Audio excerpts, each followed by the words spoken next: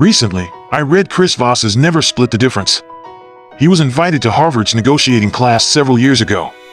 Chris was asked to negotiate with a Harvard student by his class instructor. During this mock negotiation, Chris was selling a product, and his counterpart was given a budget to buy it. There was a back and forth between Chris and the Harvard student until they came to an agreement. Chris told her what the price was, and she started laughing. She said, "Chris, you got every dime he had." Normally, students split the difference between the minimum selling price the seller was given and the maximum budget the buyer was given. However, Chris Voss had convinced his counterpart to give him the full amount. As a precaution, the instructor had Chris negotiate with another student the next day. But Chris Voss wasn't just any guy. They knew all the cutting-edge negotiating techniques in the book, so how did he convince them? He was the FBI's top hostage negotiator, so he received their entire budget. After dozens of high-stakes negotiations with kidnappers around the world, tactical empathy helped him get what he wanted, avoid compromises, and make the other side feel fair. You're empathizing with your counterpart and trying to get them to empathize with you. A person must demonstrate sincere empathy and give and receive empathy in a negotiation. This will enable them to walk away with the most favorable price, salary, or contract while feeling as though they were treated fairly by the other party.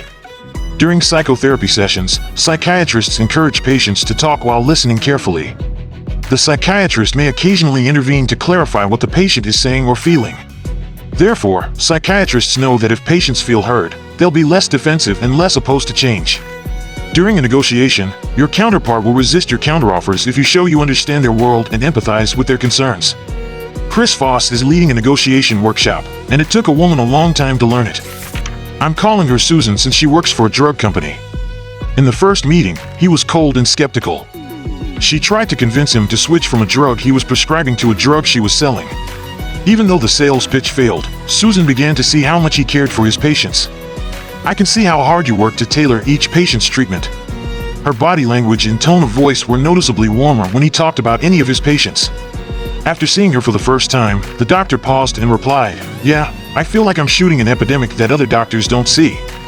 As a result, most patients don't get the treatment they need. His guard was down in that moment as he listened to Susan talk about the great things about her stuff. The doctor said he wanted to try the brand new medication after the meeting, and he wrote a prescription right away. It turns out Susan's conversation with the doctor turned around after she spoke those words. If your counterpart says those right words, you know you've made them feel heard, so you know they'll be more open to your offers and counteroffers. In Chris Voss's view, a negotiation doesn't really kick off until you hear the right words. Listening to your counterpart's emotions is the most effective way to get him to say the right words.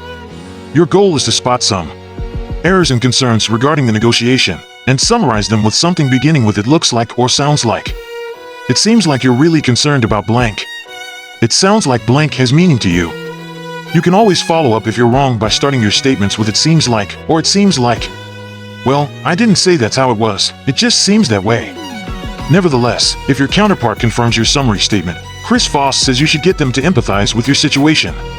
The right way to get someone to empathize with your situation and start thinking of ways in which they can help you is to ask the right questions. Calibrated questions are open-ended questions that start with how or what and are calibrated to direct your counterpart's focus towards your problem. They turn a negotiation from a confrontation to a problem-solving session, Chris Voss explains. The ultimate question is, how am I supposed to do that? Let's say you're renting an apartment and your landlord tells you that he's planning to increase the rent from $1,200 a month to $1,500 a month. The most effective way to avoid the rent increase and negotiate a lower rent is to empathize with his position.